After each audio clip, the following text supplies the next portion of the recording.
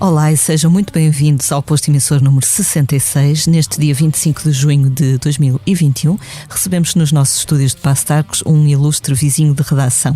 Nascido no Porto na década de 60, estudou comunicação em Lisboa e tornou-se um nome grande do jornalismo feito em Portugal. Mas o seu coração continuou sempre a abraçar outras artes, do cinema à literatura, passando pela música. A poucos dias de voltar aos palcos com o projeto Rouge, recebemos hoje Rodrigo Guedes de Carvalho. Bom dia, Rodrigo, como estás? Bom dia, tudo bem? Tudo ótimo. Muito obrigada por estares aqui connosco hoje. Nada. Se foi amor, cabia na palma da mão, caía ao chão e não se via. Qualquer ventinho o levava. Não foi amor, não foi desenho, foi rascunho. Um mês de junho a escaldar. Tu és um homem de mil ofícios, digamos assim, mas o que te traz aqui hoje ao posto emissor é a música. Consegues lembrar-te quando é que a música entrou na tua vida enquanto ouvinte, enquanto amante de música? Esteve sempre presente na casa da tua família?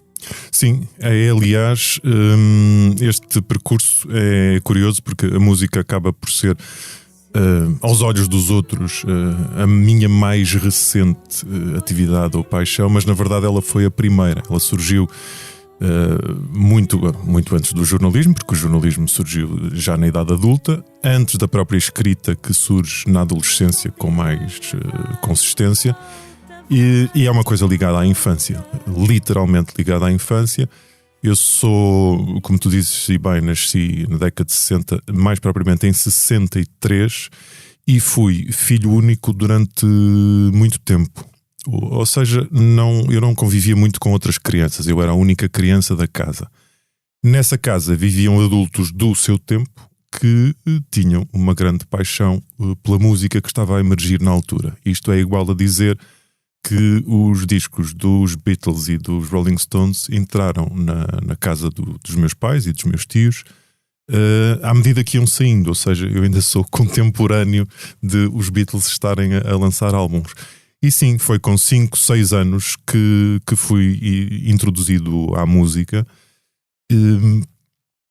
e ao seu lado absolutamente orgânico e selvagem, que desperta em nós sentimentos que nós não sabemos porque é que respondemos a esta batida ou àquela melodia, mas que é uma coisa, passa o clichê, que é uma linguagem absolutamente universal, e que é muito importante para uma criança que está a descobrir o mundo, está a descobrir visões do mundo, está a descobrir os sons do mundo. E portanto a música ocupou desde logo para mim uma parte muito significativa das ligações ao prazer, e depois mais tarde a sensação, que eu penso que todos os miúdos passam por isso, desde os miúdos que querem depois ter o Cristiano Ronaldo, de gostar tanto de uma coisa que gostariam também de a fazer, não é? Mas essa parte ficou adiada na minha vida. Ficou adiada até quando? Não, portanto, não, em criança tiveste aulas de música? Tive aulas de música. Eu tive eu ia dizer-lhe azar, mas se calhar nem tanto. Eu tive o azar de ter uma má professora e aprendi desde muito cedo que em tudo na vida nós temos que ter sorte ou azar com os professores ou mestres que vamos tendo ao longo da vida. É assim desde logo com os professores de matemática, e é assim também com as pessoas da música. O que é que se passa? Eu tive aulas, tentei aprender a tocar guitarra com 7 ou 8 anos, só que a vida no Porto, nesta altura, não tinha nada a ver com o que nós vivemos hoje. Não proliferavam escolas em cada esquina, nem havia YouTubes. Então a minha mãe, a única coisa que me arranjou foi uma senhora que já na altura era reformada do conservatório e que dava umas aulas particulares em casa. Só que era uma senhora muito velhinha, e as aulas foram um castigo para mim desde cedo. uma enorme dificuldade, só a tentar peças clássicas, e a certa altura desisti. Aquilo estava-se a tornar um castigo, e aquela ideia que eu tinha da música, eu queria era voltar para casa e pegar na guitarra e tocar Beatles e Led Zeppelin, e estava muito longe disso, e a relação com ela foi muito difícil, e a certa altura desisti. Quando se desiste de uma coisa com 9 ou 10 anos, temos a vida toda pela frente, não é? Não interessa, aquilo não tem importância. Eu não sabia que estava de facto a desistir e que se passariam décadas até voltar a pensar em música de forma consistente. O que é curioso, que eu guardei dessa altura, eu não tenho nenhuma destreza em relação à guitarra, perdi completamente a memória muscular, que é fatal, não é? Não, quando tentei tocar em adulto já não a tinha. Neste momento arranho bastante bem coisas em piano, no sentido em que, digamos, não dá para dar concertos, mas não dá sequer para ir a palco, mas dá para animar um serão de amigos, como eu costumo dizer. Mas guardei uma coisa em que tenho uma vantagem em relação a muitos músicos profissionais. Eu sei ler música. Guardei dessas aulas da infância, dessa dureza da partitura clássica. Eu sei ler música. É certo que não consigo acompanhar ao mesmo tempo que leio, porque não tenho essa destreza, mas sei, se mostrares uma pauta de música, eu sei o que é que lá está. E é engraçado como isso me tem sido extremamente útil agora, quando ando com curiosidade a ir buscar coisas à net de músicas de que eu gosto para tentar tocar ou interpretar. Muitas vezes não preciso de outras indicações que não seja a pauta musical. Fizeste essa pausa então aos 8 ou 9 anos das aulas com a professora, e depois voltaste por ti de forma autodidata? Eu pensei, quando desisti da guitarra com 10 anos, eu pensei, pronto, eu tive aqui azar com esta senhora velhinha, eu aqui mais à frente eu volto a pegar na guitarra, e há de ser já uma guitarra elétrica e não sei o que mais. Só que depois meteram-se outras partes da vida, entre a pré-adolescência, que é precisamente a altura em que eu começo a interessar-me muito pela leitura / pela escrita. E então a minha paixão artística começa a ficar vocacionada mais para esse mundo que está mais ligado ao silêncio do que a música.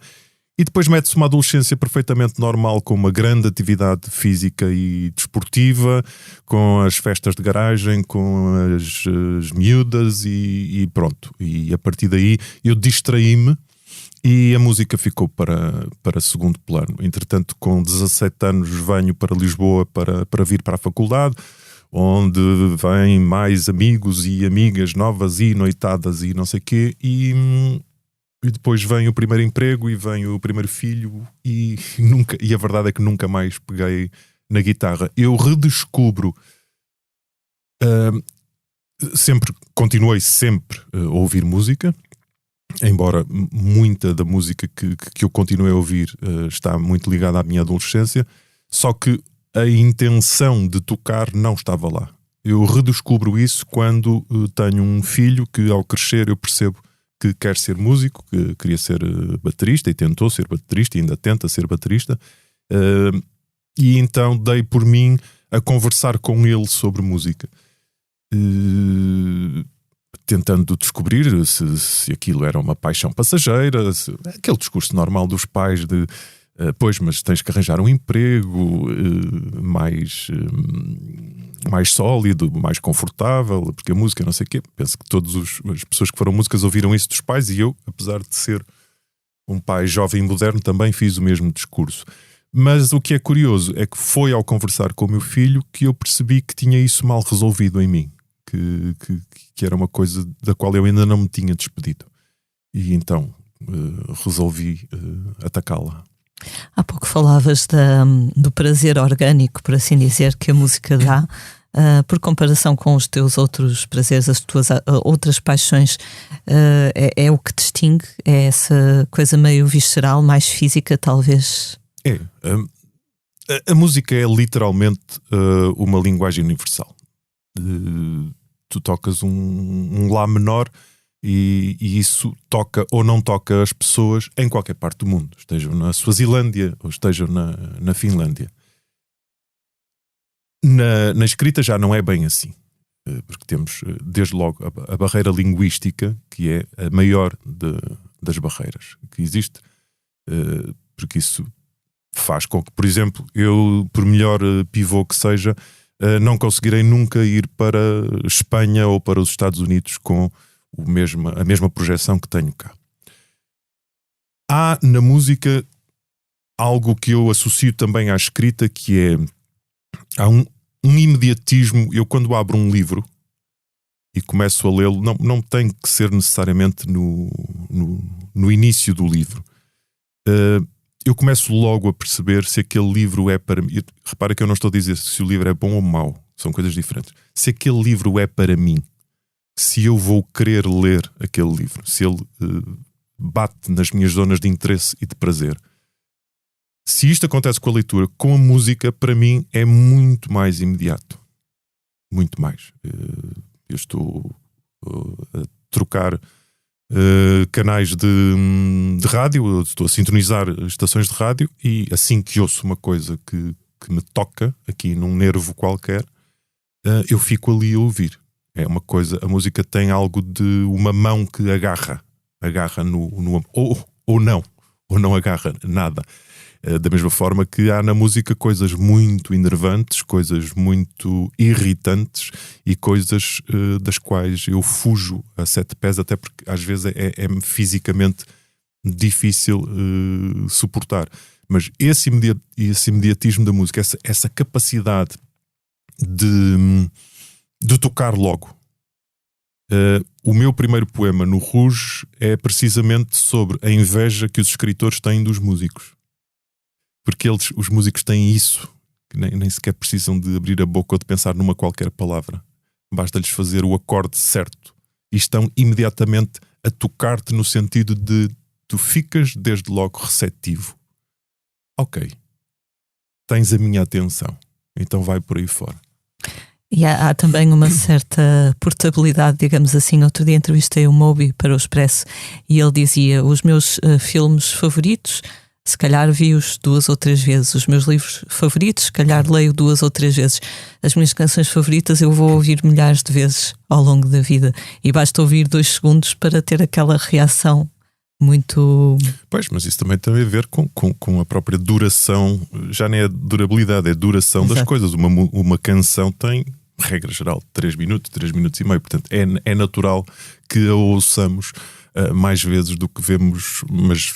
Por exemplo, aí não concordo, há poemas aos quais eu regresso muitas vezes, e romances também, mas eu sou um leitor compulsivo. Mas sim, a música tem essa enorme vantagem. A música, aqui estamos a falar do formato canção, não é? Que é o formato mais utilizado e mais ouvido. Mas sim, é natural que uma pessoa ouça milhares de vezes 3 minutos. Isso não é... Qual foi a canção que ouviste mais vezes? Consegues localizar? Não. Isso, coisas de...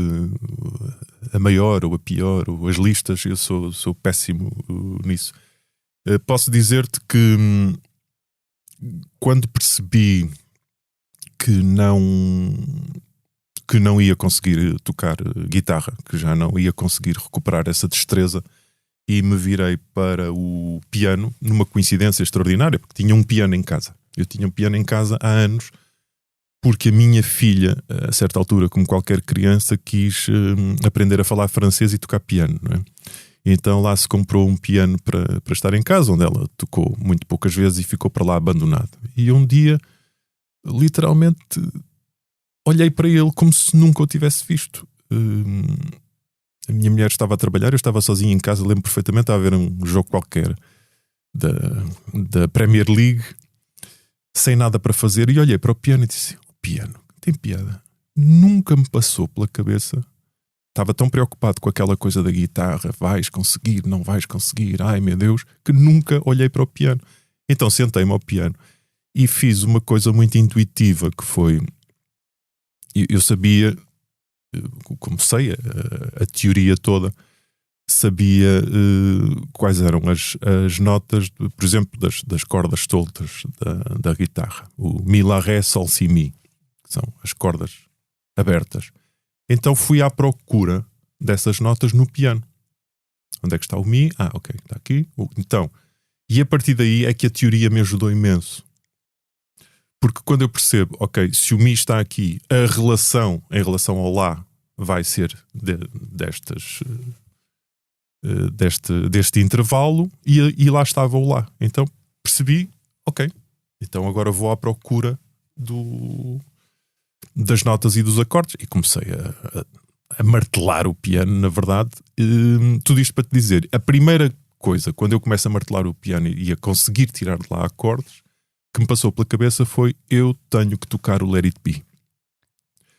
Porque o Let It Be foi das canções mais importantes para mim na minha infância. Para já, porque tem aquela carga de cavalaria que é, quando começa, entra-me dentro do peito de uma forma brutal ao meu ouvido musical. Depois tem uma coisa que para mim foi muito importante na altura.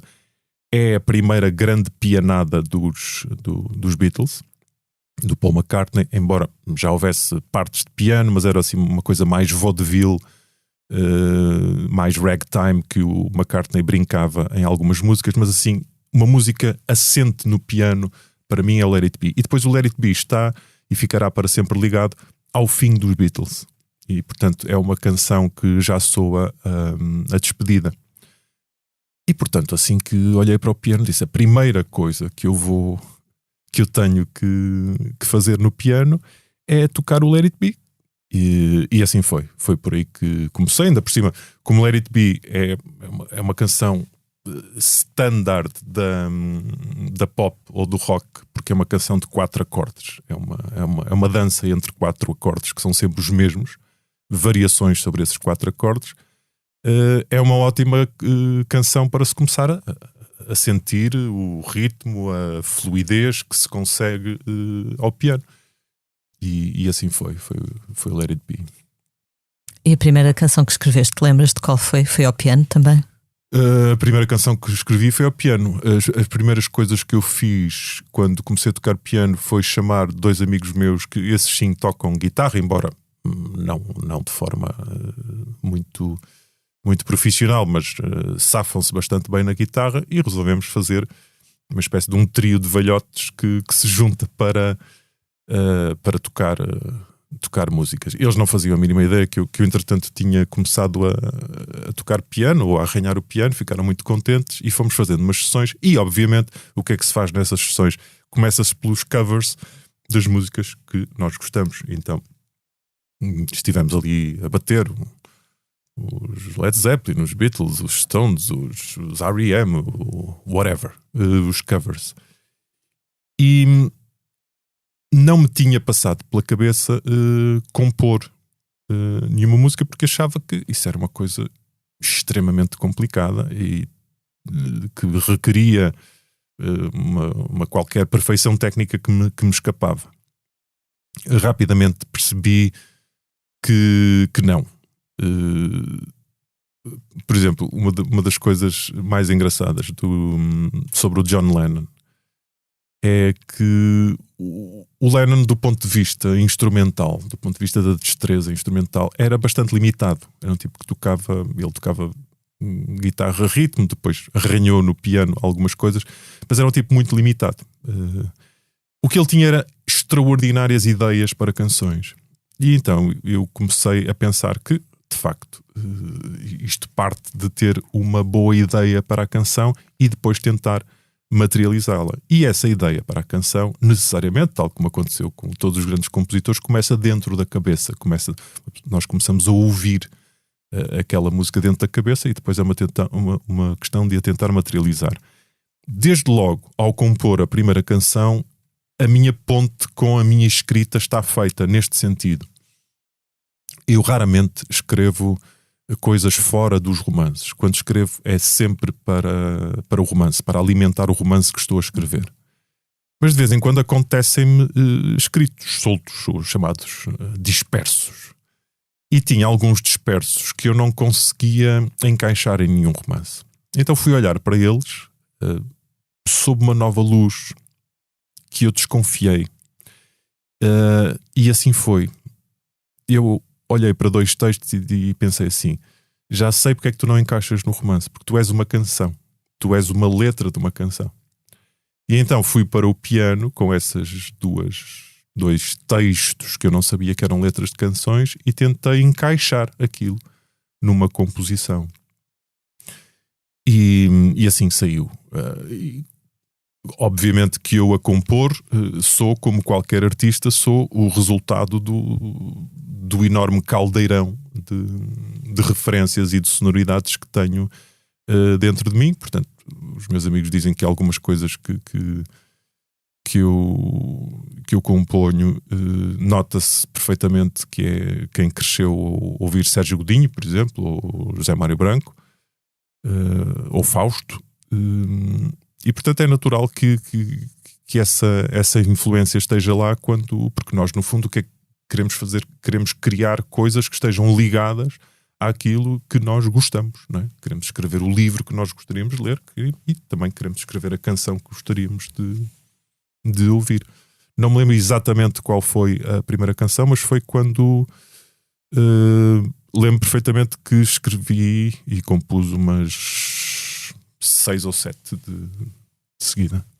Sentes que é a mesma parte do cérebro que é ativada quando estás a escrever para um romance e quando estás a escrever deliberadamente para uma canção? Pois, isso não sei. Ou o processo é semelhante? Os processos acabam...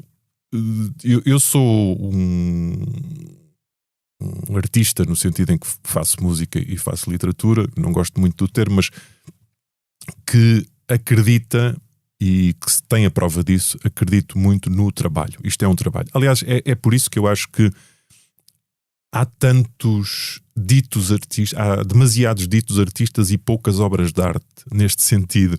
Toda a gente tem uma visão de si que é um grande artista, mas pouca gente quer pagar o preço do trabalho que isto dá. Por exemplo, há muita gente que gosta de escrever, mas quando se põe a tentar escrever um romance e começa a perceber o trabalho que aquilo dá, meu amigo, então desistem ou dão um passo atrás. E portanto eu acredito no trabalho e sei que é um trabalho. Há uma enorme vantagem que eu tenho a escrever. Eu sei exatamente para o que é que estou a escrever. Ou seja, quando eu estou a escrever no romance, sei que posso escrever de determinada forma. Antes disso, tive também a experiência de escrever argumentos de cinema e sei que escrever um argumento de cinema não é escrever um romance, pede outro tipo de linguagem. E quando avanço para uma letra de uma canção, eu sei perfeitamente que a letra da canção tem que servir um propósito. Ela tem que encaixar na canção. Não interessa se começa pela letra ou se começa pela melodia, já me aconteceu as duas coisas, mas elas têm que casar, elas têm que encaixar. E portanto, nesse sentido, há toda uma lógica que não tem necessariamente a ver com o romance de todo. Romances, argumentos, canções, há alguma linguagem que ainda não tenhas experimentado e gostasses de tentar? Não, disseste 3 coisas, mas no fundo, para mim, na minha cabeça, elas estão todas ligadas à mesma base, que é a escrita. E a isso eu poderia juntar o jornalismo. Eu, quando faço formação de novos jornalistas, ou de estagiários, mais ou menos oficial, recordo-lhes sempre que, mesmo nós que trabalhamos em televisão, a nossa base é a escrita. Aliás, a nossa base é falar bem o português. Eu acho inadmissível que haja jornalistas que reiteradamente cometem erros de português.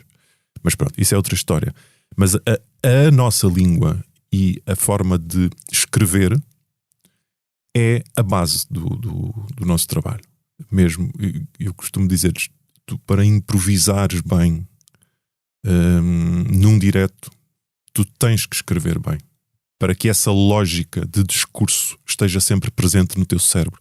Se tu te habituas a escrever mal, também não vais falar bem, isso te garanto. Mas no meu caso, se tu reparares, está tudo ligado a esse ato da escrita. Só que ele vai para destinatários diferentes, vai para receptáculos diferentes. É por isso que eu acho que há coisas que ficam bem numa canção e outras que não ficam. inclusivamente palavras. Eu às vezes estou a ouvir coisas que a minha primeira reação é logo: epá, não, essa palavra é feia, não uses essa palavra, isso não pertence à canção, ou essa métrica está mal construída.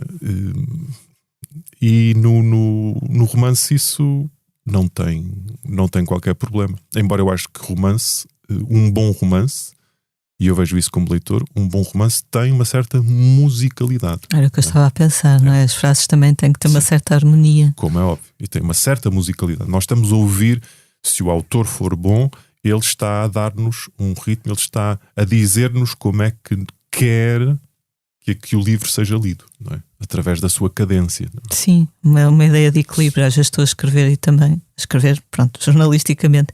Sim. E às vezes só mudar uma palavra de sítio, às vezes não, ok, já ficou mais equilibrado, não é? Fundamental, mudar uma palavra, pôr uma vírgula, não pôr uma vírgula, quebrar a linha, não quebrar a linha, é absolutamente fundamental, não é?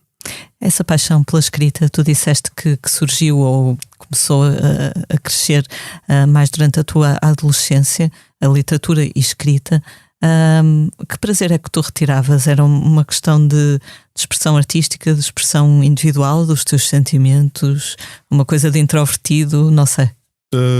Sim, embora eu mergulho na leitura para imitar muito o meu avô. O meu avô não era um intelectual, era um catedrático de engenharia química, era professor, mas tinha uma enorme biblioteca com muita literatura portuguesa,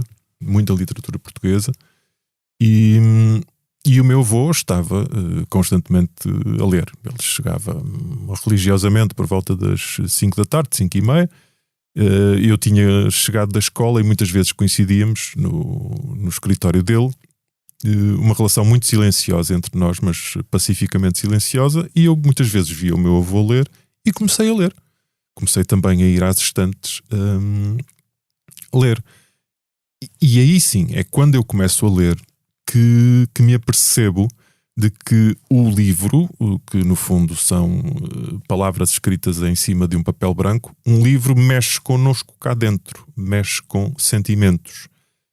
Lembro-me perfeitamente, eu li alguma poesia, uns primeiros romances, e de repente há um romance que mexe imenso comigo, que foi o Servidão Humana, do Somerset Maugham, que é a história de um tipo que é médico, mas é basicamente um desgraçado emocional que fica nas mãos de uma Mildred que faz dele gato-sapato, que o despreza, que o humilha das mais incríveis formas. E então eu dou comigo a ler e a sentir asco e ódio por essa Mildred, que é uma pessoa que não existe.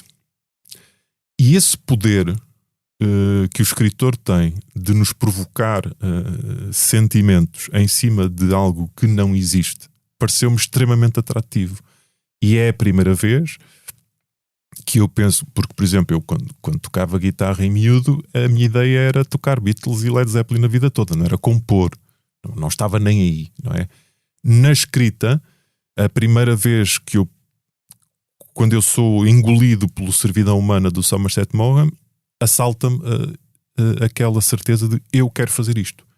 Eu quero ser capaz de provocar isto nas pessoas, de inventar um mundo que não existe e fazê-las sentir coisas. Foi isso que me levou depois a tentar escrever. Escrevi coisas absolutamente lamentáveis dos 16 aos 20, e aos 20 escrevi o meu primeiro romance, que acabou por ser o meu primeiro romance, que foi o Daqui a Nada,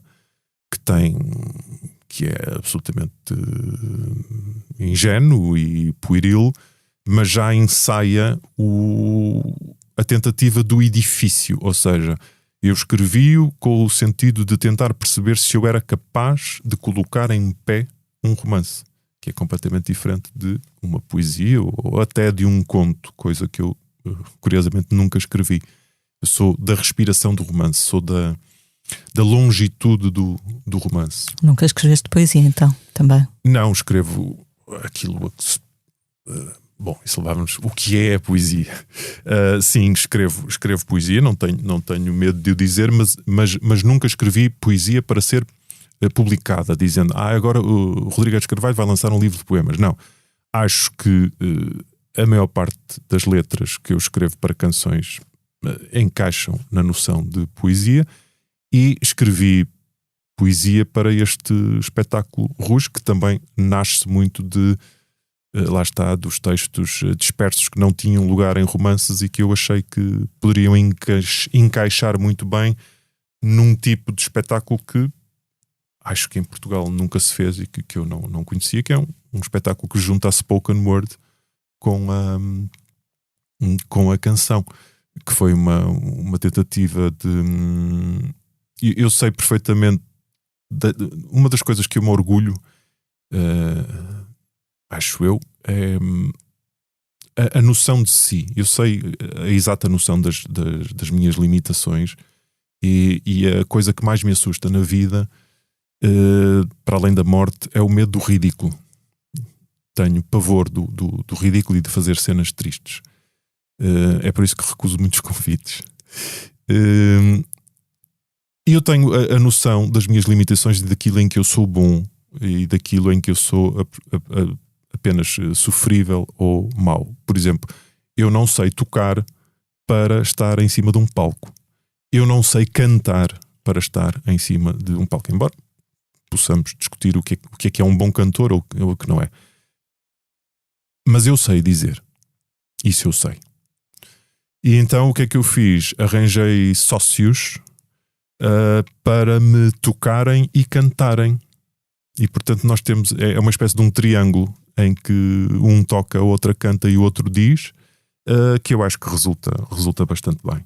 Quando é que este projeto começou? Portanto, estamos a falar da Daniela Onis e do Ruben Alves, certo? Exato. Este projeto começou depois de um projeto, o meu primeiro projeto falhado na música, que eu lancei um disco que era todo de composições minhas. Eu tinha muita febre de mostrar as minhas composições, e para isso arranjei uma cantora, lá está, porque eu não tenho capacidade de as cantar, que foi um primeiro projeto chamado Chave, do qual nasceu um disco, mas que ficou por aí, porque depois já não havia qualquer ligação entre nós, chamadas diferenças artísticas irreconciliáveis, e foi cada um para o seu caminho. A partir daí fiquei uns meses pensando que a minha aventura na música se teria perdido para sempre. Não. E foi com o Ruben Alves, que trabalhou comigo apenas enquanto músico nesse primeiro álbum, de quem fiquei muito amigo, e fomos conversando, e ele foi-me desafiando: mas tu tens mais coisas, que eu sei que tu tens mais coisas, era uma pena isto ficar por aqui, pensa aí noutro projeto. E eu pensei, disse... Só que este segundo projeto tinha aqui um salto bastante grande, que eu tinha que pensar bem se o queria fazer, que era eu ir a palco. Porque eu no Chave não ia a palco, quem ia a palco era a cantora. Eu estava nos bastidores. E portanto tinha que pensar se quereria essa exposição, ou essa sobre-exposição, no meu caso, porque exposição já eu tenho de sobra. E decidi que não seria por qualquer receio de julgamento alheio que eu deixaria de o fazer, porque iria arrepender-me disso até ao fim da minha vida. Portanto, restava-me pensar se eu conseguiria, lá está, construir um edifício, construir um espetáculo que faça com que as pessoas, durante 70 ou 80 minutos, estejam atentas ao que está em palco e estejam interessadas no que está a acontecer em palco. Não seria um espetáculo apenas de música, porque aí eu não iria a palco, não estaria lá a fazer nada. Eu tenho outra valência. Tenho a valência do dizer. Eu trabalho com a voz há 35 anos e, portanto, se há coisa que eu sei é, de alguma forma, interpretar textos ou falar com as pessoas. E, portanto, só isso faria com que justificasse eu ir a palco. Então construí com eles, mas sobretudo eu, construí uma espécie de uma narrativa onde encaixam vários tipos de linguagem, onde andamos entre o cómico e o burlesco e o dramático. E é um espetáculo que eu aceito que muita gente não sei o que é, e à partida não sabendo o que é, o que esperar, fica nas covas e nem sequer vai. A experiência que nós temos tido é muito, muito positiva das pessoas que vão. Ou seja, as pessoas que vão ficam muito agradavelmente surpreendidas e falam connosco no final do espetáculo sobre várias coisas e dizem que se sentiram numa montanha russa de emoções. E, portanto, isso para nós é o melhor elogio que pode haver, é manter as pessoas constantemente ligadas ao palco. Eu já fui a muitos concertos em que, confesso-te, que a certa altura aquilo é tudo igual. É bom, mas é tudo igual. A música 6 é igual à música 8. E não tem grande surpresa, já se sabe que vão ser canções atrás de canções. E, portanto, nesse sentido, este nosso espetáculo percebe-se logo aos 5 minutos de jogo que nunca se sabe o que é que vem lá a seguir. Se é uma canção, se é spoken word, se nós falamos um com o outro, se eu canto. Será que eu canto? Será que a Daniela diz? E, portanto, nesse aspecto, acho que é um espetáculo bem conseguido. Está bastante variado. Que tipo de público é que têm tido? Sabes que no escuro e com máscaras é difícil perceber quem é o tipo de público, mas calculo que à partida haverá muito público dos meus livros. Há muito público dos meus livros. Depois haverá sempre uma franja perdão, haverá sempre uma franja de pessoas movidas pela curiosidade de ver o jornalista em cima do palco, mas o que é que ele vem aqui fazer? Deixa cá ir ver. Em termos de idades, tem sido muito, muito, muito heterogéneo. Uma das coisas muito engraçadas na Figueira da Foz, no final, nós tínhamos à nossa espera no parque de estacionamento uma miúda, para mim uma miúda que tem 27 ou 28 anos, é da idade da minha filha, com a avó. Tinham ido as duas e queriam ambas dizer-me pessoalmente o quanto tinham gostado. E foram específicas, falaram de uma canção específica ou de um poema específico.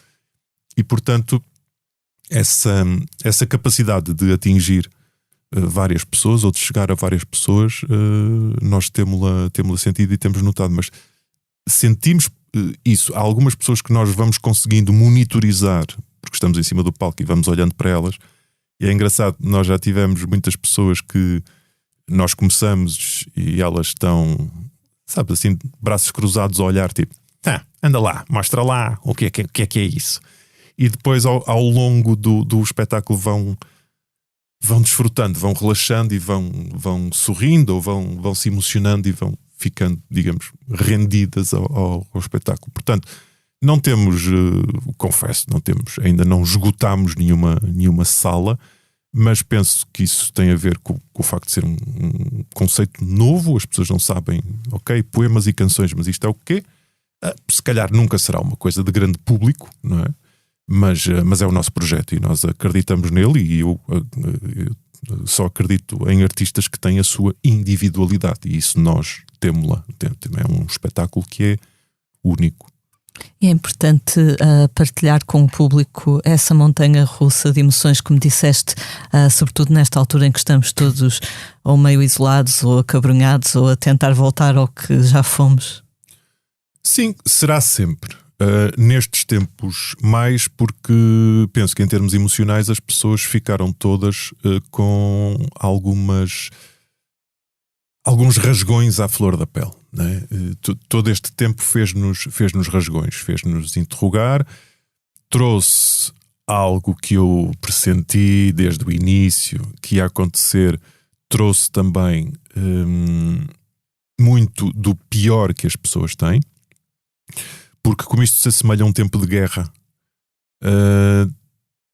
não devemos esquecer que nos tempos de guerra acontecem coisas maravilhosas e heroicas, mas acontece também aquilo que de pior o ser humano tem, não é?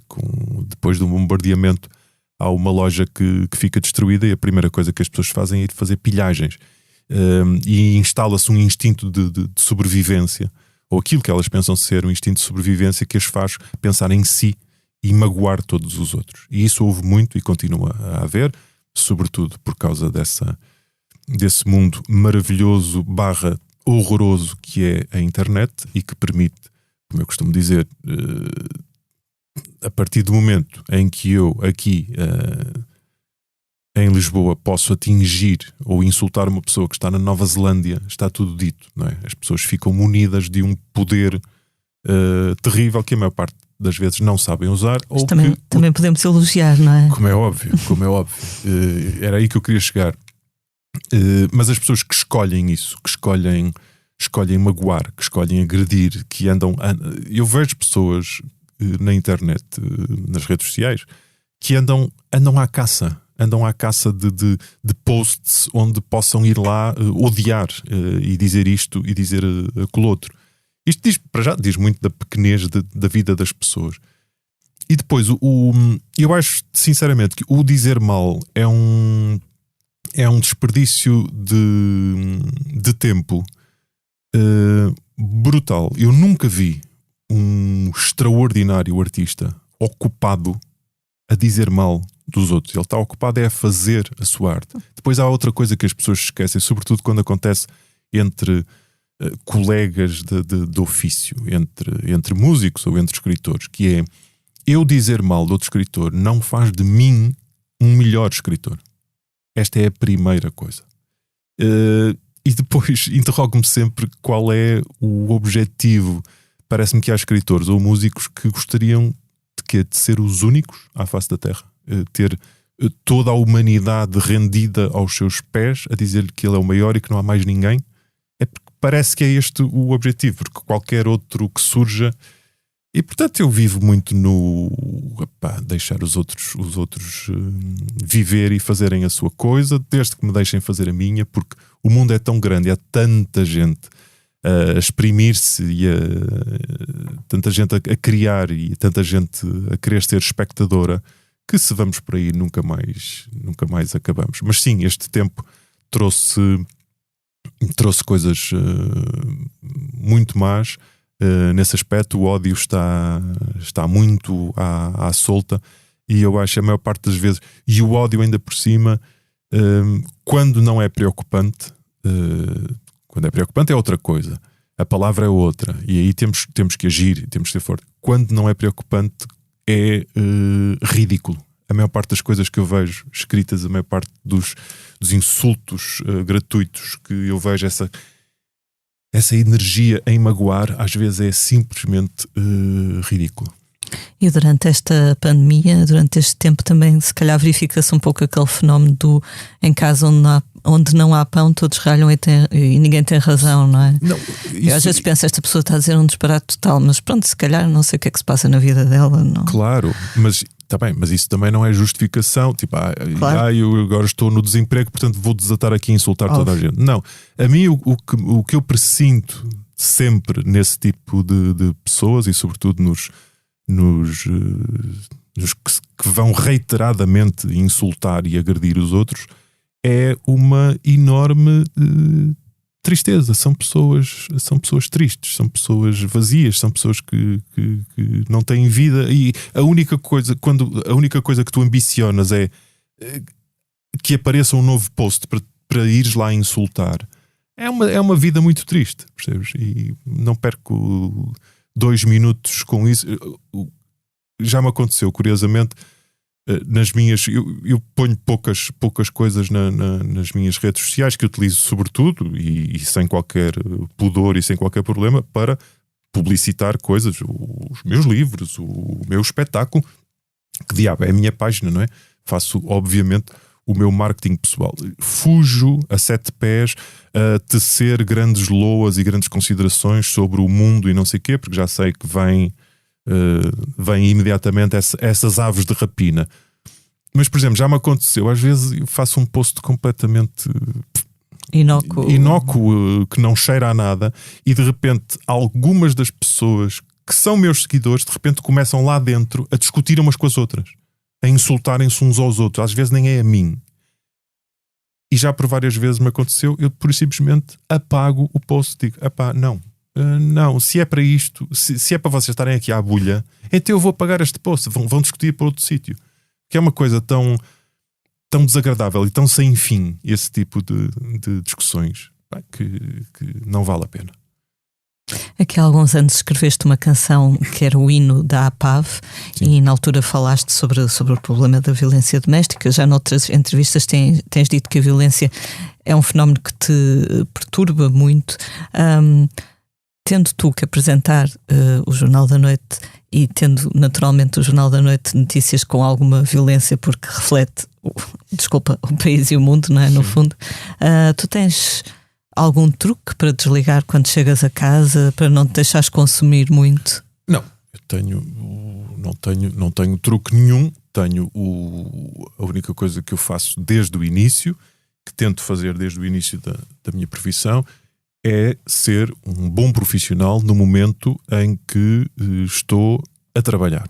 Ou seja, no momento em que estou a apresentar um jornal que, como tu dizes, regra geral é constituído mais vezes por más notícias ou notícias duras do que propriamente por boas notícias. Também não faria sentido que é uma coisa que as pessoas não percebem, não faria sentido eu todos os dias às 20 chegar ali e dizer olá, está sol e há flores no campo e somos todos muito felizes. As pessoas não entendem que isso não faria sentido, mas obviamente que o mundo tem coisas muito feias e muito duras e essas coisas têm que ser relatadas.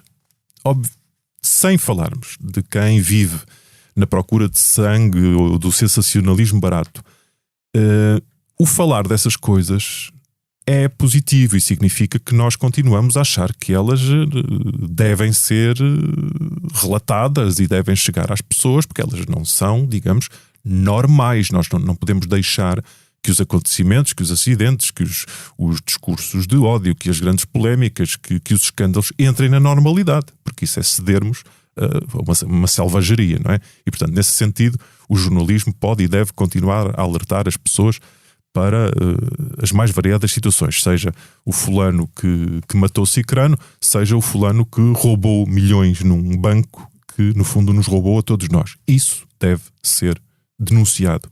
E o jornalismo tem esse poder/dever de denúncia. Obviamente que eu penso sobre todos os assuntos coisas que eu não posso ou não devo exprimir quando estou a fazer o jornal. Daí a dizer, como muita gente defende que o jornalista tem que ser um robô, vai uma grande distância. Eu isso recuso-me a fazer, recuso-me a ser um robô, nunca o serei. No dia que a minha empresa, a única à qual eu devo qualquer coisa, que é a SIC neste caso, achar que eu estou a passar algumas linhas e que tenho que cessar a minha atividade, então digam-me, até lá eu continuarei a ser o pivô, o jornalista que sou. E o jornalista que sou e acho que nenhuma independência jornalística é posta aqui em causa, é dizer que eu sou contra a violência doméstica. Eu sou contra as pessoas que maltratam animais. Eu sou contra a declaração de neutralidade do nosso Ministro dos Negócios Estrangeiros numa matéria que para mim não tem a ver com política, tem a ver com direitos humanos. E sobre direitos humanos, sobre as coisas mais básicas da nossa humanidade, eu terei sempre uma opinião forte e vigorosa. As pessoas que veem os jornais é que julgarão se querem ver as notícias feitas por mim ou não. E eu disso não abdico, mas pelo menos as pessoas sabem de mim o que é que esperam. Nunca ninguém me ouvirá falar ou mostrar qualquer tipo de preferência política partidária. Nunca ninguém me ouvirá falar de nenhuma preferência clubística, que são as duas coisas que movem as pessoas, as religiões, que é o futebol e a política, mas em matérias onde está em causa a nossa humanidade, isso aí não hesito nem um segundo. Eu gosto de me olhar ao espelho e quero saber, um dia que eu desaparecer, um dia que eu morrer, que em alguns momentos estive do lado certo da história. Isso interessa-me deixar às pessoas dizer-lhes que eu sou assim e depois elas decidirão. De forma honesta e transparente, não é? Completamente. O que eu digo às pessoas é: eu sou de facto eu sou um jornalista tão independente que eu não tenho, eu acho que nunca falei com assessores de políticos na vida, não tenho os telefones deles, nem eles o meu. Eu sou a pessoa mais desligada no bom sentido de tudo o que me rodeia, porque não quero qualquer tipo de contaminação. Eu faço o meu trabalho, vou para casa onde estou com a minha família e com os meus amigos íntimos. Não tenho círculos ligados a qualquer tipo de poder ou corporation. Nada, zero. Quem me conhece sabe que é assim. Muitas vezes até falo com outros jornalistas dizendo: pá, não devias falar tanto com essa fonte, não é preciso falar todos os dias, daqui a um bocado estão a beber copos juntos, isso é um terreno perigoso.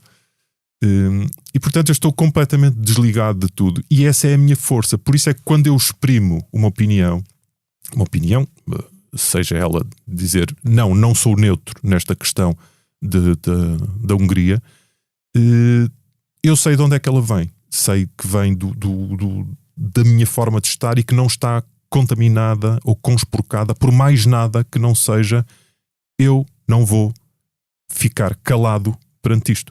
Como não vou ficar calado se estiver na rua e vir um homem bater uma mulher ou vir um miúdo maltratar um gato, eu não vou ficar quieto nem calado.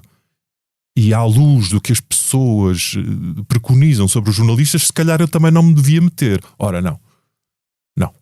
Eu não sou um autómato, eu sou um cidadão que tem como profissão o jornalismo, que é uma coisa completamente diferente. Já há demasiadas máquinas nas nossas vidas, não é? Acho.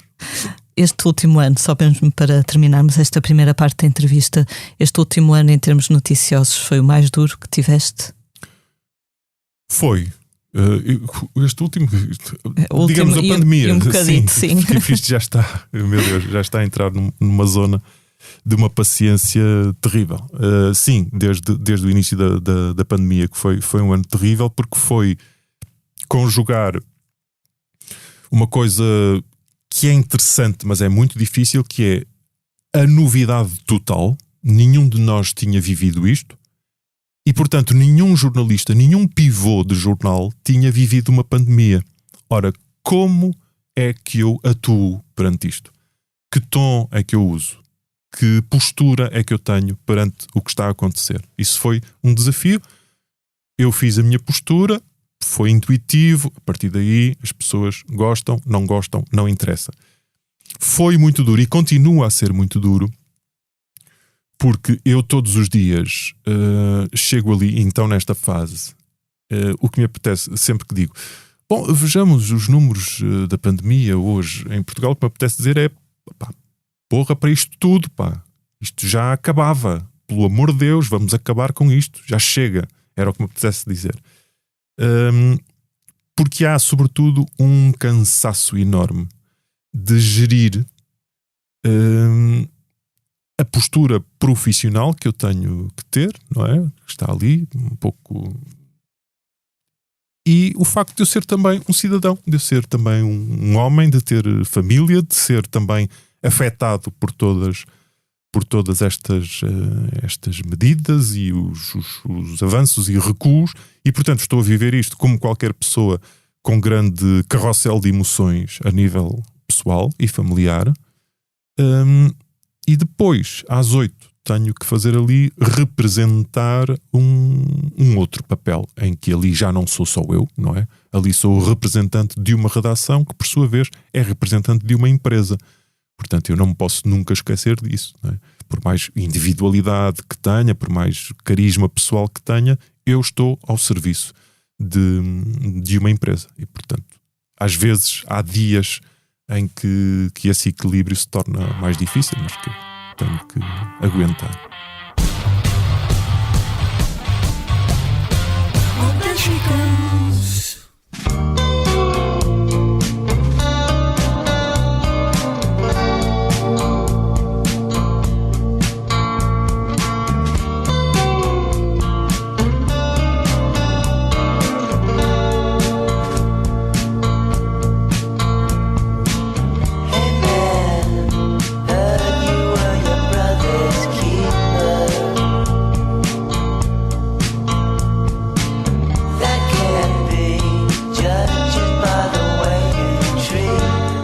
Vamos passar agora à próxima rubrica do Posto Emissor, o tema da semana.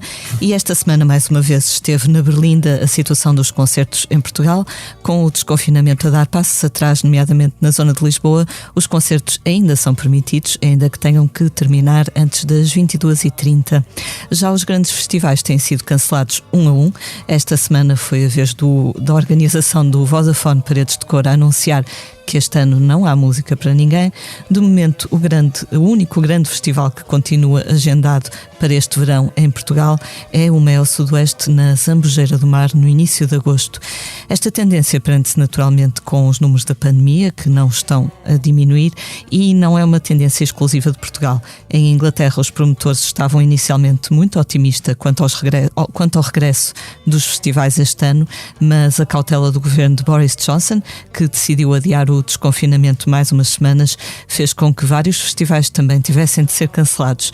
A BBC sobre isto diz que a época dos festivais britânicos se desmoronou em câmara lenta. Entretanto, em Portugal é provável que a entrada em eventos com muita gente, tal como festivais, casamentos e outros espetáculos, sendo que o casamento não é bem um espetáculo, seja submetida, às vezes pode ser. Há uns espetáculos alegres, outros mais tristes. Enfim, deverá ser submetida à apresentação de um certificado digital. Rodrigo, é desanimador. Mais um verão sem festivais, mas... Deixa-me dizer uma coisa muito simples em relação a isso. Eu, em relação aos festivais, até compreendo a prudência por uma razão. Apesar de ser ao ar livre, os festivais têm uma natureza de confusão e de conglomeração que se torna difícil de gerir. Embora acho uma palhaçada o que se tem feito com o futebol, e começou, por exemplo, com a Champions no Porto, que foi uma vergonha o que se passou nas nossas barbas. E não há, para mim, qualquer diferença entre um festival de verão e os estádios estarem a voltar a ficar cheios. O tipo de cenas de pessoas de tronco nu aos abraços umas às outras é exatamente uma coisa num sítio, como será noutro. Portanto, acho mal, mas compreendo. Em relação aos espetáculos nos quais o Rouge se inclui, os espetáculos em sala, acho uma aberração o que está a fazer. Os espetáculos em sala são, neste momento, pela minha experiência, dos sítios mais seguros e mais controlados onde se pode estar. Eu estou muito mais em risco e muito mais exposto em cada ida ao supermercado do que nos espetáculos onde as pessoas, à entrada, desinfetam as mãos, têm que estar todas de máscara, são levadas criteriosamente para os seus lugares que estão devidamente separados dentro da sala, onde permanecem todo o tempo de máscara, e no final também saem à vez diretamente lá para fora. Ora bem, qual é o risco que está aqui? Não está risco absolutamente nenhum. E acho que nesse aspecto, ainda por cima, num setor que já vive por si dificuldades, continuarem esse tipo de restrições e dos horários e não sei o quê, essa coisa do horário é uma coisa completamente patética, e portanto acho que nos espetáculos de sala fechada é uma injustiça enorme. Uhum. Sim, ainda outro dia fui a um espetáculo no Maria Matos, e é tal e qual o que estás a descrever, e há também distanciamento entre cadeiras. Claro. Uma pessoa sente-se segura, creio eu, e depois pronto, os espetáculos são importantes não só para os músicos, como para os técnicos, como para quem vai assistir, porque este último ano e meio, já lá vai, acho que nos ensinou que não podemos só sobreviver, não é? Também há que, como é, enfim, respirar. Alimentar a alma, senão somos uns autómatos, não é? Mais uma vez, umas máquinas. Sim, não é? que comem, bebem e vão à casa de banho, que isso não é vida. Exato.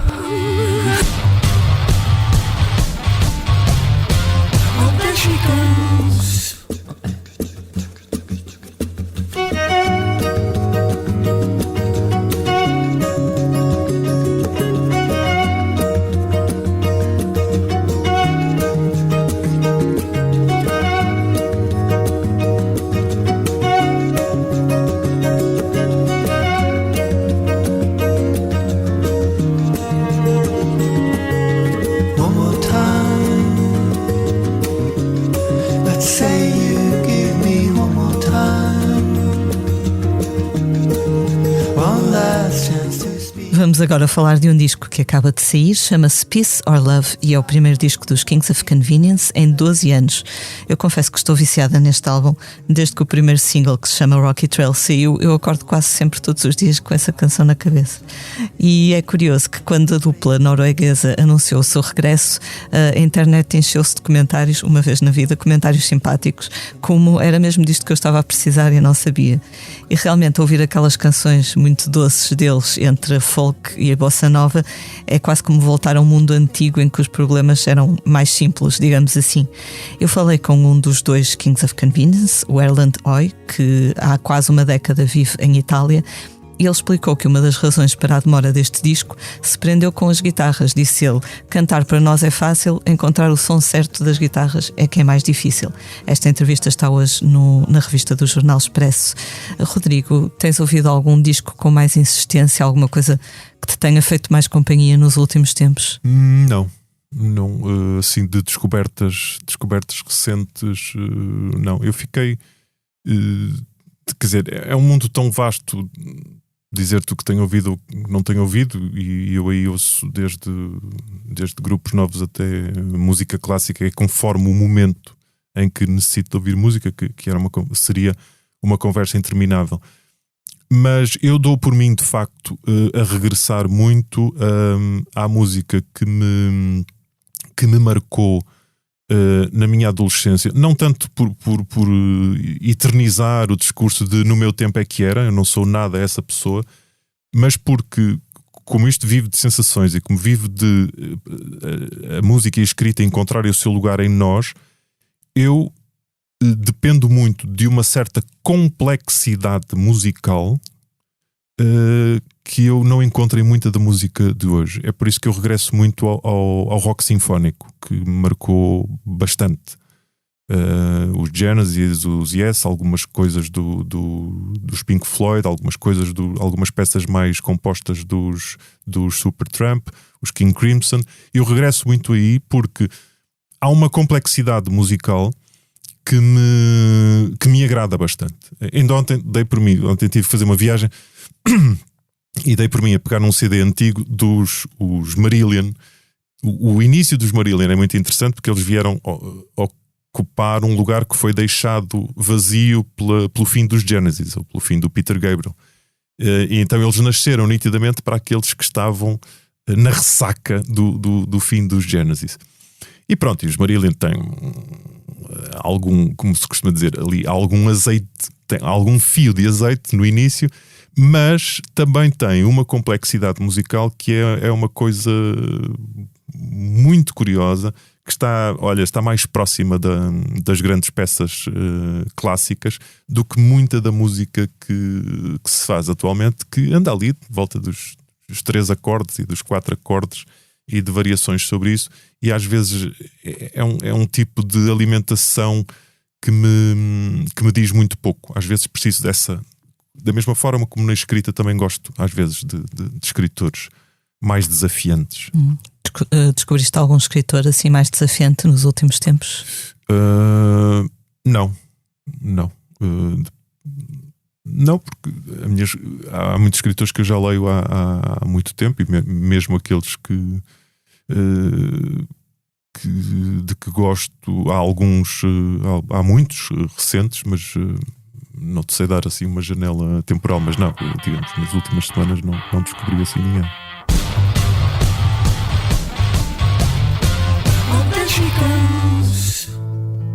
Já nem sei porque guardei para mim, talvez porque me soava tonto, dito ali ao espelho, enfim, ficava assim, sabendo a pouco, nas palavras que pensei para ti.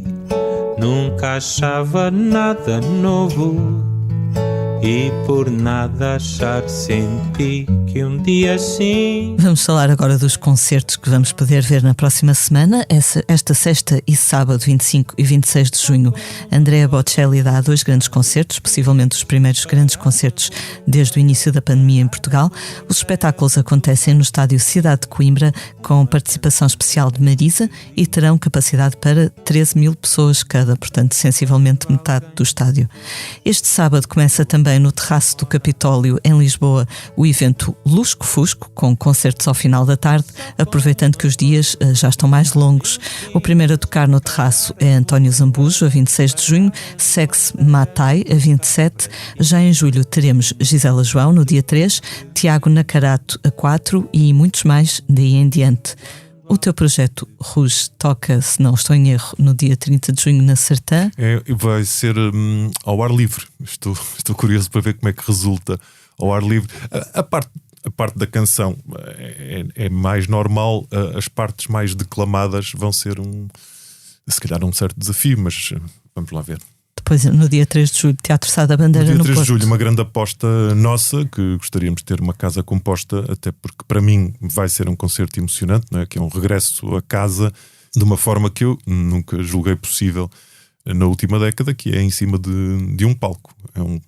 E gostava de ter uma sala composta para partilhar algumas memórias com as pessoas que vão estar na plateia, que muitas delas eu conhecerei certamente. Voltas ao Porto com frequência? Não com a frequência que desejaria, mas sim, porque toda a minha família, à exceção do meu irmão, toda a minha família permaneceu no Porto e vive no Porto.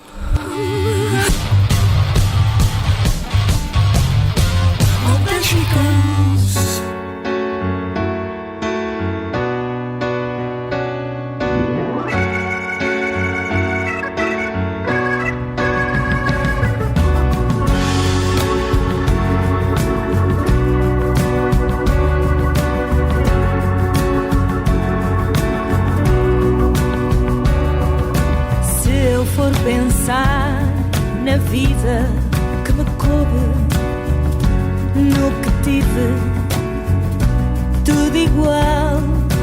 Tive o sol na pele, a tua mão na minha.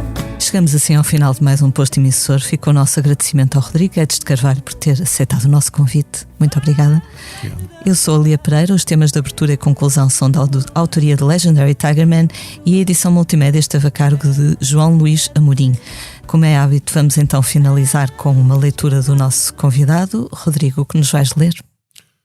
Vou ler do Eugénio de Andrade. Eu gosto muito da poesia do Eugénio de Andrade, mas gosto sobretudo de alguma poesia que ele fez em homenagem a outros poetas, neste caso amigos, normalmente por ocasião da morte, e portanto nesse sentido são uma espécie de epitáfios, mas onde acho que o Eugénio de Andrade consegue alguma da sua poesia mais conseguida. Chama-se A Memória de Rui Belo e portanto é naturalmente sobre a sua morte. Provavelmente já te encontrarás à vontade entre os anjos e com esse sorriso onde a infância tomava sempre o comboio para as férias grandes. Já terás feito amigos, sem saudades dos dias onde passaste quase anónimo e leve, como o vento da praia e a rapariga de Cambridge, que não deu por ti, ou se deu, era de Vila do Conde. A morte, como a sede, sempre te foi próxima, sempre vi a teu lado, em cada encontro nosso. Ela aí estava. Um pouco distraída, é certo, mas estava. Como estava o mar e a alegria ou a chuva nos versos da tua juventude. Só não esperava vê-la tão cedo, assim, na 4ª página de um jornal trazido pelo vento, nesse agosto de Caldelas, no calor do meio-dia, jornal onde em primeira página também vinha a promoção de um militar a general. Ou talvez 2, ou 3, ou 4, já nem sei. Isto de militares custa a distingui-los, feitos em forma como os galos de Barcelos, igualmente bravos, igualmente inúteis, passeando de cu melancólico pelas ruas, a saudade e a sífilis do império, e tão inimigos, todos, daquela festa que em ti, em mim e nas dunas principia. Consola-me ao menos a ideia de te haverem deixado em paz na morte. Ninguém na Assembleia da República fingiu que te lera os versos. Ninguém, cheio de piedade por si próprio, propôs funerais nacionais ou a título póstumo te quis fazer visconde, cavaleiro, comendador, qualquer coisa assim, para estrumar os campos. Eles não deram por ti, e a culpa é tua. Foste sempre discreto, até mesmo na morte. Não mandaste à merda o país, nem nenhum ministro, não chateaste ninguém, nem sequer a tua lavadeira, e foste a enterrar numa aldeia que não sei onde fica, mas seja onde for, será a tua. Agrada-me que tudo assim fosse. E agora que começaste a fazer corpo com a terra, a única evidência é crescer para o sol. Who had a